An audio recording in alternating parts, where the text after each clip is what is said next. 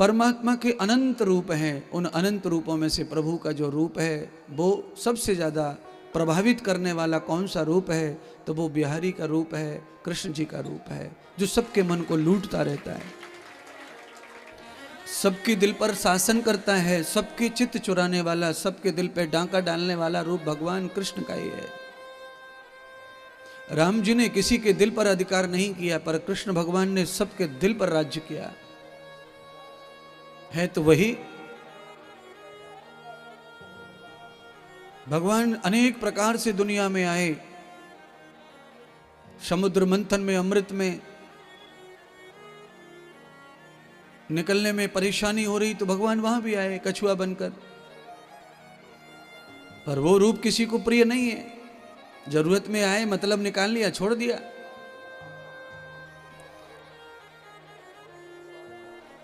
भगवान समुद्र मंथन के बाद में मत्स्य रूप में आए समुद्र में, देव दानवों के युद्ध के समय।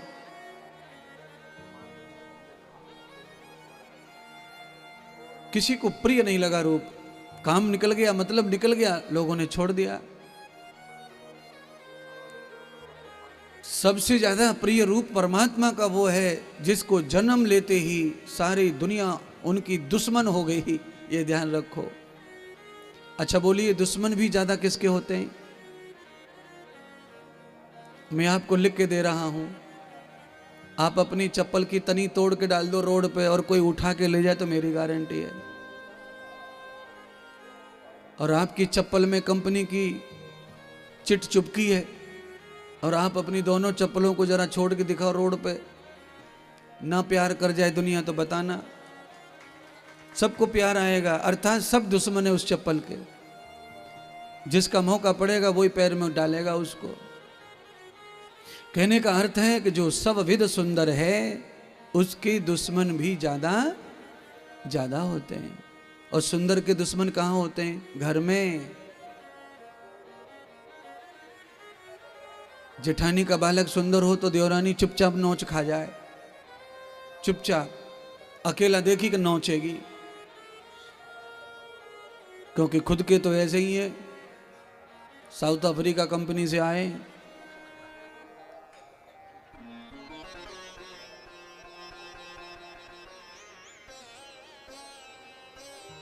अबड़ी सी नाक, आंख एतरपट्टी सी, दांतों की डिजाइन तो ऐसी है कि आदमी दिन में डर जाए।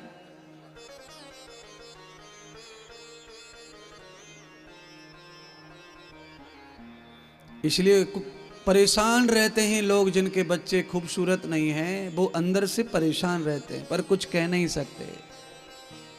और ये पक्की बात मैं कह रहा हूं, बिल्कुल ठोस कह रहा हूं।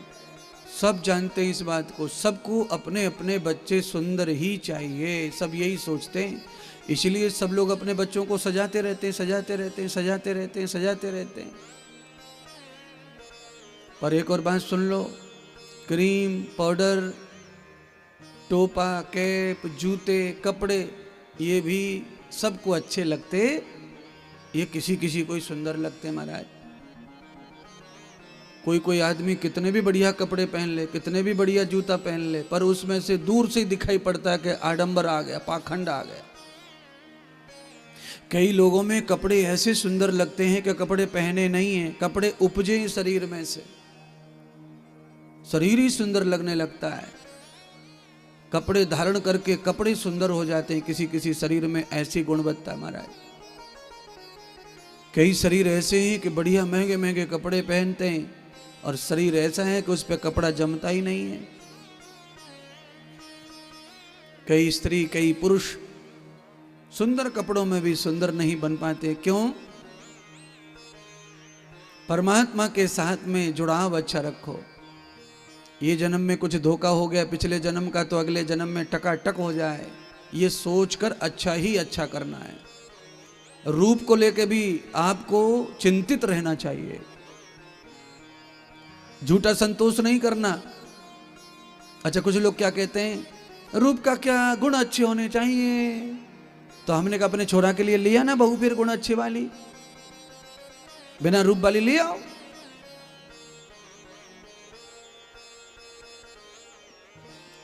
अरे गुण किसने चखा है, गुण किसने देखा है, हमें तो रूप ही तो देखना है पहले।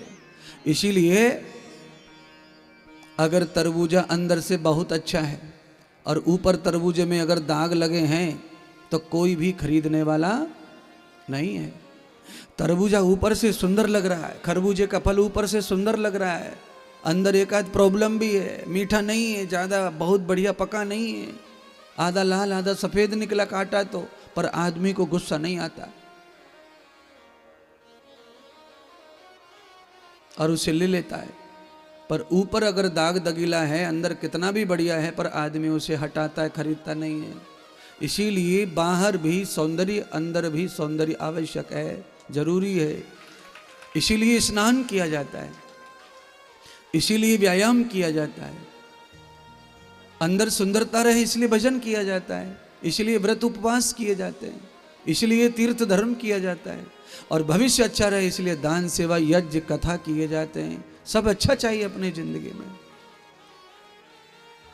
एक चीज अच्छा होने से सब आदमी कोई संपन्न या सुखी नहीं रह सकता है।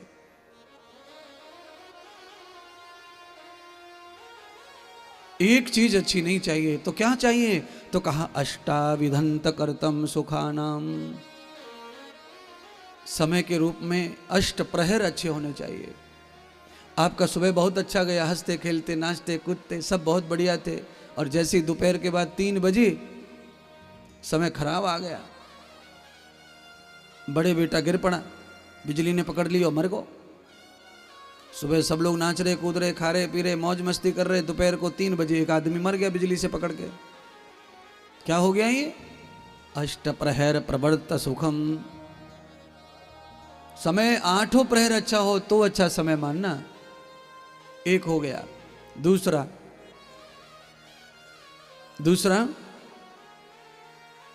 अच्छा समय कम मानना, तो कहा प्रभंतो तिष्ठ ब्रह्मंदनाम। गोस्वामी तुलसीदास ने भी रामायण में लिखा है, वाल्मीकि जी ने भी रामायण में कथा लिखी है। राजा दशरथ ने वशिष्ठ जी से पूछा कि मेरे जीवन में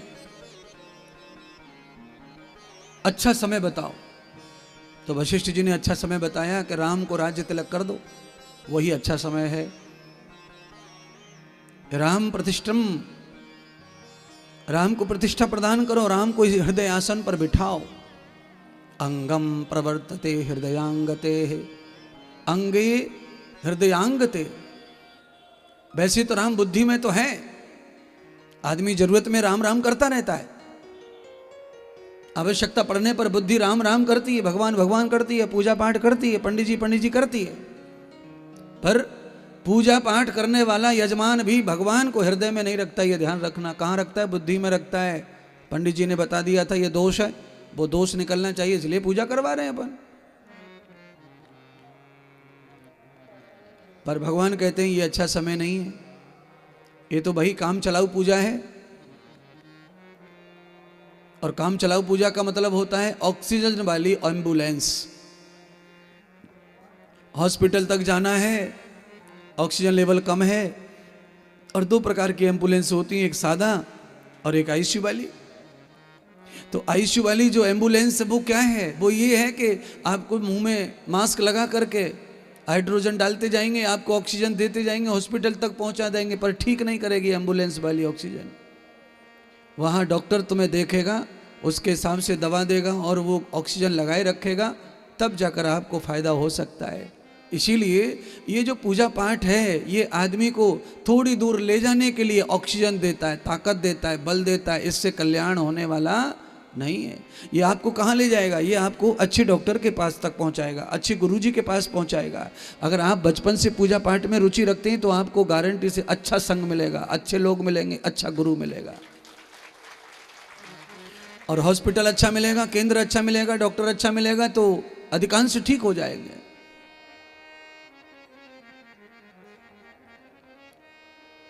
ये आर्टिफिशियल बनावटी पूजा पाठ से कल्याण की भावना लेके बैठे हैं तो ना, पर हाँ यह भी एक मार्ग है अच्छे की ओर ले जाने के लिए।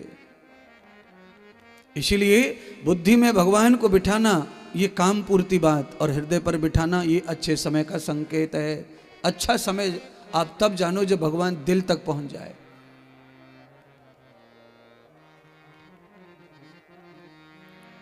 खिलौना ले लो, खिलौना ले लो, खिलौना, खिलौना ले लो, खिलौना।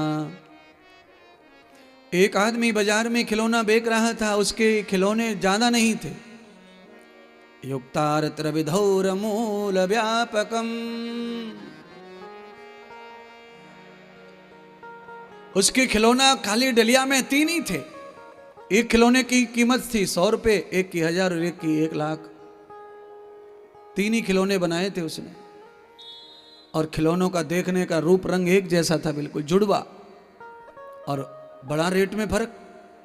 एक खिलौना 100 रुपए का, एक खिलौना 1000 का और एक 1 लाख का, इतना फर्क। लोगों ने चौराहे पर डलिया को उतरवा लिया, खिलौने चेक करे, खिलौने देखे, भाई हमें चाहिए, हमें चाहिए, हमें चाहिए, रेट बताओ। तो उसने कहा ये 100 रुपए का लाल वाला, ये पीले वाला इतने 1000 का है, और ये पीला कलर जो 1000 का है, और ये गुलाबी 1 लाख का है। तो कहा खाली भैया इसमें कलर का ही फर्क लग रहा है, बाकी खिलौने देखने में तो सेम टू सेम है, इतने रुपए में इतना व्यापार में क्यों फर्क है, रेट में। बेचने वाले ने कहा कि रूप रंग में देखने में एक जैसा है, पर अंदर में बड़ा फर्क है इसमें। क्या फर्क है? खिलौने वाले ने एक सीख उठाई और सीख जो है कान में डाली। कान में डाली तो वो सीख जो थोड़ी दूरी तक गई, यहीं अटक गई। तो कहा ये 100 रुपए वाला खिलौना, इसलिए यहां से ज्यादा नहीं जाएगा। 1000 रुपए वाले में सीख डाली तो वो सीख यहां से चली गई और इधर आके पार हो गई, आर पार हो गई। वो ये 1000 रुपए का है, इसमें ये लक्षण है। और 1 लाख रुपए में क्या लक्षण है? तो यहां से जब कान में सीख डाली तो वो सीख जो है आर पार न जाकर सीधे दिल तक पहुंच गई। ये 1 लाख रुपए का है। अर्थात 3 प्रकार के भक्त होते हैं, 3 प्रकार के श्रोता होते हैं।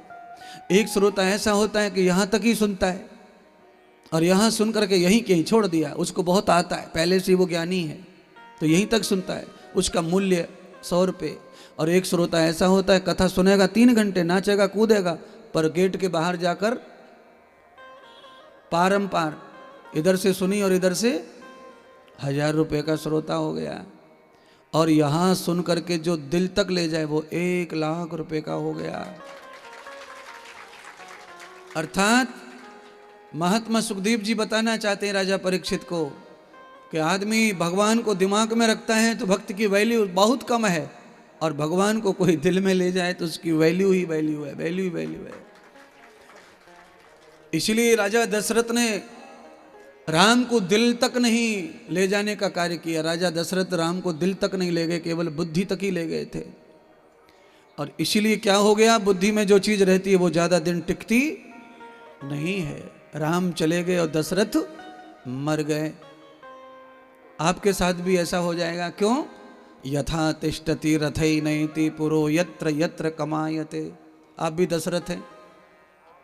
रथो कृतम भूयंत जाताम। परमात्मा कृष्ण जिस घोड़े को रथ को हाँक रहे हैं उसमें 10 घोड़े लगे हुए हैं। और ऋषि मुनि कहते हैं कि मनुष्य का शरीर दशरथ है, क्योंकि इसमें भी 10 घोड़े लगे इंद्रियों के। बुद्धि लगाम है और मन सारथी है।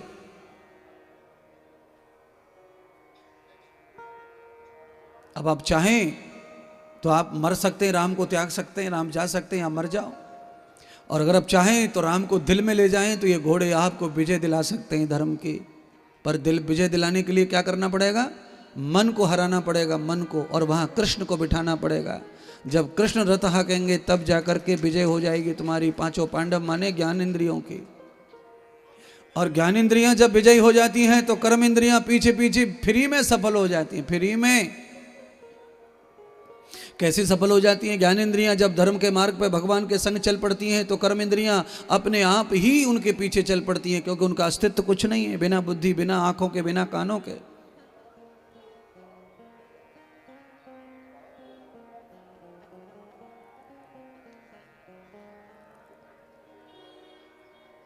अब बैंगन लेके आते हैं तो बैंगन के डंठल थोड़ी खरीदते हैं अपन, बैंगन खरीदते हैं। बेचने वाला भी यही कहता है बैंगन ले लो, आलू ले लो, बैंगन ले लो। वो ये कहता कहाँ है कि बैंगन के साथ डंठल ले लो, बैंगन के साथ डंठल ले लो? कौन कहता है? पर आपसे बैंगन का पैसा लेकर डंठल आपको मुफ्त में देता है, डंठल आप भी फेंक देते हैं। कोई लोग डंठल को भी काटते हैं, सब्जी में डालते हैं। इंद्रियों का विषय बता रहा हूं, इसलिए बैंगन का नाम आया। बैंगन का मतलब हो गया ज्ञान इंद्रियां और डंठल का मतलब हो गया कर्म इंद्रियां।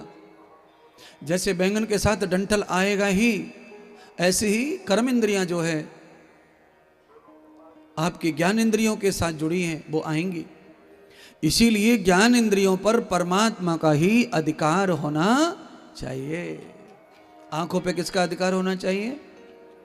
इसीलिए मुझे एक लाइन ये गाई थी मैंने भजन की आज, और एक लाइन से पूरा प्रवचन बन गया मेरा, मुझे विषय मिल गया सुंदर सा। बिहारी तेरे नैना है जादू भरे, ज्ञान इंद्रियां हैं। श्रीमद् भागवत कथा का कल का जो दिन था, उसमें कथा ये थी कि भगवान शिवजी ने जब भगवान कृष्ण के नेत्रों में नेत्र डालकर देखा तो भगवान प्रसन्न हुए, हंसे। और आप जान लो, नेत्रों में नेत्र डालकर या तो हंसी आनंद आता है या तो क्रोध आता है, दो ही चीज आती हैं। क्यों? नेत्र दोनों प्रकार की वार्ता करते हैं, प्रेम की वार्ता भी करते हैं और नफरत की वार्ता भी करते हैं। नेत्रों से नफरत भी समझ में आती है। आप घर में देखते होंगे, आप छोटे बच्चे के ऊपर थोड़ा वो करते हैं, आप गुस्सा करते हैं तो क्या करते हैं? गुस्सा कहाँ से दिखता है? पलक नहीं मरते, पलक, आंखें खुल जाती हैं गुस्से में। आदमी को जब क्रोध आता है तो वो पलक नहीं मारता है, और क्रोध आता है तो आदमी नीचे की ओर नहीं देखता। ये ध्यान रखो, कभी निर्णय, कभी क्रोध आएगा तो समझ जाएगा, फोटो खिंचवाना। जब क्रोध आता है तो आदमी की दृष्टि ऊपर की ओर हो जाती है, ऊपर की ओर। बता रहा हूं, यानी आंखें टेढ़ी हो जाती हैं, जैसी हैं वैसी रहती नहीं है। और प्रेम हो जाए किसी से, प्यार आ जाए तो आंखें नीचे हो जाती हैं, पलक नीचे हो जाते हैं प्रेम में, पलक नीचे हो जाते हैं। शादियों की पत्रिकाओं पर लिखा रहता है, पलक पावड़े बिछाकर हम आपका इंतजार कर रहे हैं। मतलब हम प्रेम करते हैं, आप पधारो, हम आपके पलक बिछा के बैठे, पलक बिछा के। बताओ 8 नंबर का पैर पलकों में कैसे आवेगो है?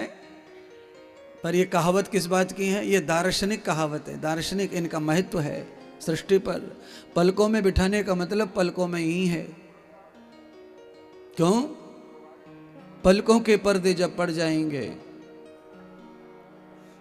पलकों के पर्दे जब पड़ जाएंगे, सूर्य छुप जाएंगे, अंधेरे आ जाएंगे। और पलकों के पर्दे जब खुल जाएंगे, अंधेरे चले जाएंगे, सूर्य आ जाएंगे। पलकों में इतना राज छुपा हुआ है। तुम तो मेरी आंखों के तारे हो, ये क्या है? ये प्रेम की भाषा है। और दूसरा एक और भाषा है, मेरी आंखन में खटक तो रहे तू, ये कौन सी भाषा है? दोनों ही नेत्रों के ऊपर चर्चा कर रहा हूं तो मेरे पास में बहुत बातें ऐसी हैं, मैं एक बार बोलना शुरू कर दूं तो उसी के ऊपर पर्याय पे पर्याय बोलते रहता हूं लंबे समय। और आपको तो दुनिया से सुनते आ रहे हो जब से।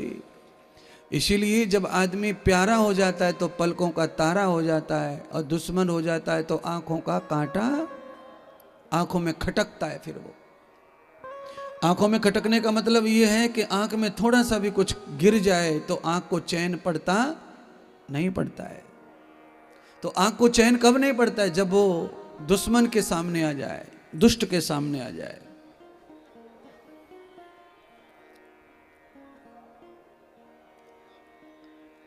प्रेम की कथा भगवान सुखदेव जी सुना रहे हैं।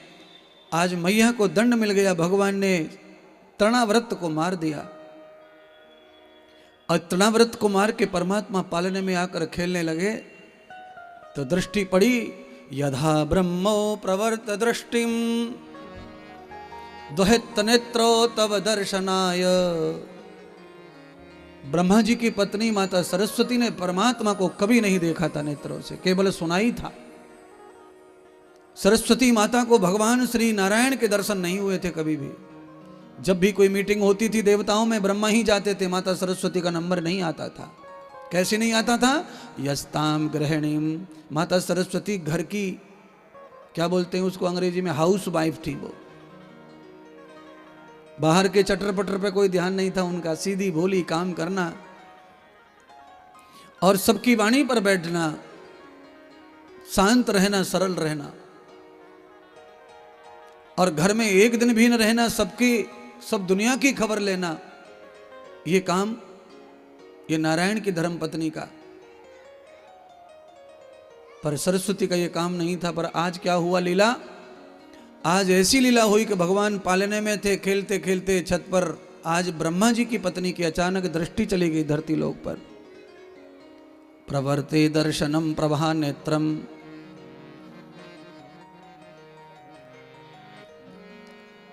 नेत्र दर्शन किया ब्रह्मा जी की पत्नी ने आज नंदलाल का। और जब नंदलाल का दर्शन हुआ तो वो प्रसन्न हो गई और प्रसन्न होकर ब्रह्मा जी से सुंदर सा खिलौना बांसुरी नाम का बनवा करके, बांसुरी मुरलिया लेकर के भगवान जी के पास पहुंच गए गोकुल में, और भगवान को बांसुरी पकड़ा के प्रार्थना कर दी, हे नाथ कृपा करना, आपकी दृष्टि पड़ते ही दुनिया धन्य हो जाती है। आगे आपको दृष्टि से, स्पर्श से न जाने क्या क्या चमत्कार करने, इसलिए हे प्रभु अधरोगति न प्रवर्त मूलम यस्यं प्रपन्न दर्शनाय भूतस्य न भावेन कर्मं जाता स्मृतिरत्वर्स्वराः। हे मेरे प्रभु, हे परमात्मा, जैसे पारस लोहे को छू करके सोना बना देता है, ऐसे ही जो आपके अधरों को, आपके होठों को छू ले, वो तो स्वयं ही दुनिया का सबसे बड़ा अनुराग बन जाएगा। आप इस लकड़ी को पवित्र कर दीजिए। परमात्मा ने अपने होठों पर वो पोली सी लकड़ी रख ली और उसमें से ही सब सामवेद अपने आप प्रकट हो गया, सामगान प्रकट हो गया। और परमात्मा के अधरों की ये लीला है महाराज। दुनिया में किसी भी महापुरुषों के अधर में, होठों में ये लीला छुपी है।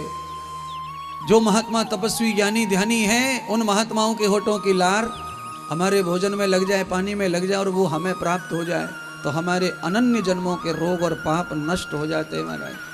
यातान कृतम प्रसाद भूतई, जीवन में कभी भी अवसर मिले तो जरूर प्रसाद महात्मा का लेना चाहिए।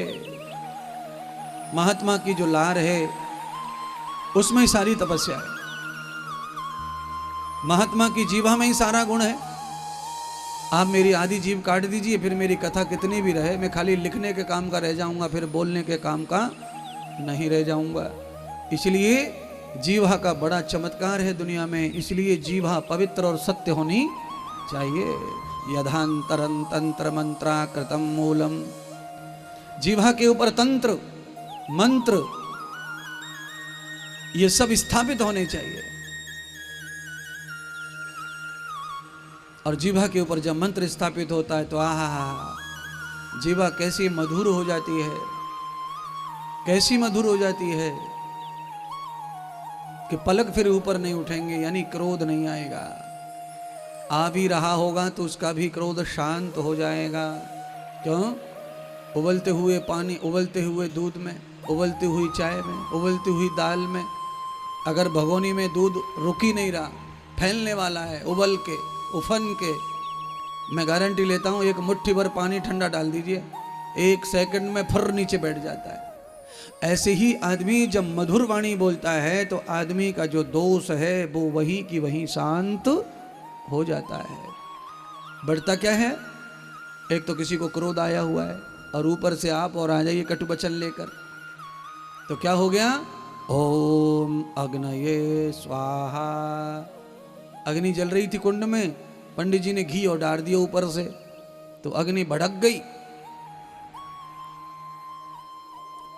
यजमान ऐसे ही थे टेम्परेरी, नए नए, तो चमक गए गर्मी के मारे।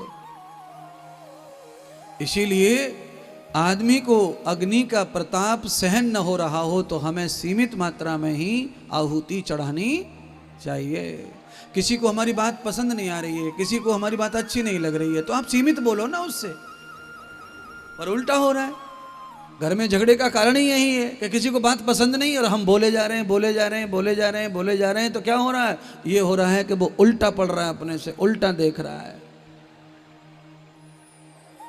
हाँ,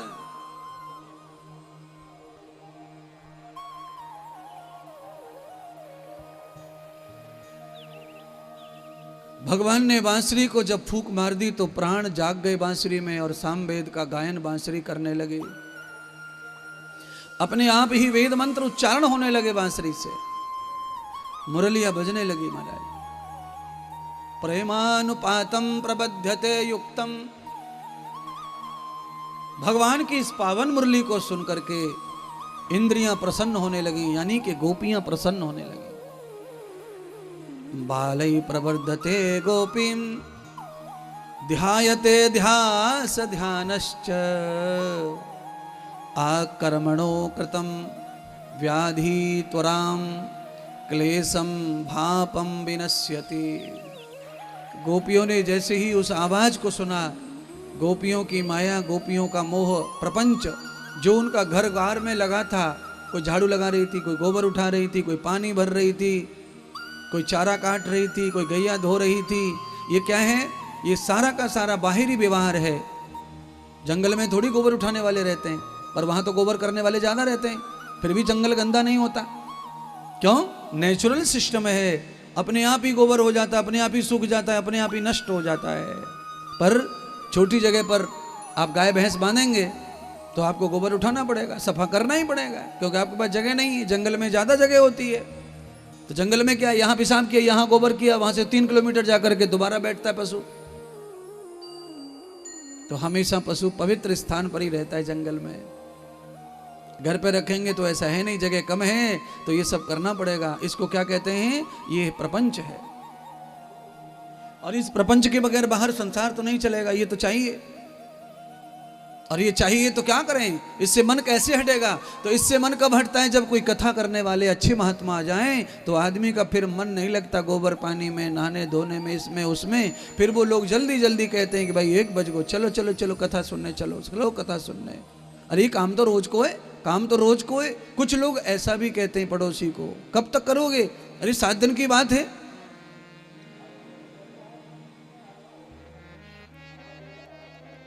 और ये सारी चीजें तभी संभव है जब कोई मधुर वाणी लेकर आए, सस्वरा तकृतम, जिसके स्वर में दम हो, आवाज में प्रियता हो, माधुर्य हो, सत्य हो।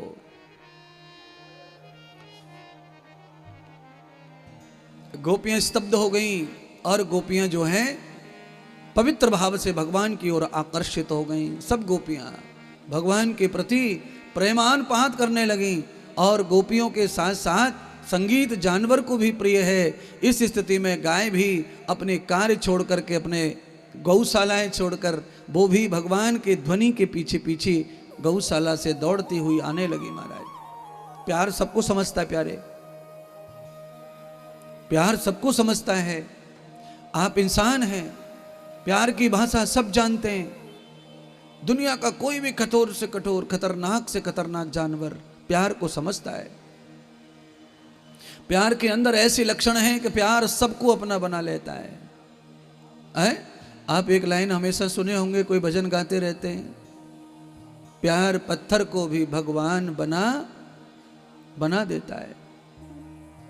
प्यार में, पत्थर में से परमात्मा प्रकट हो जाता है। प्यार के कारण जो चीज आप कभी पा नहीं सकते वो चीज प्यार से पा सकते हैं।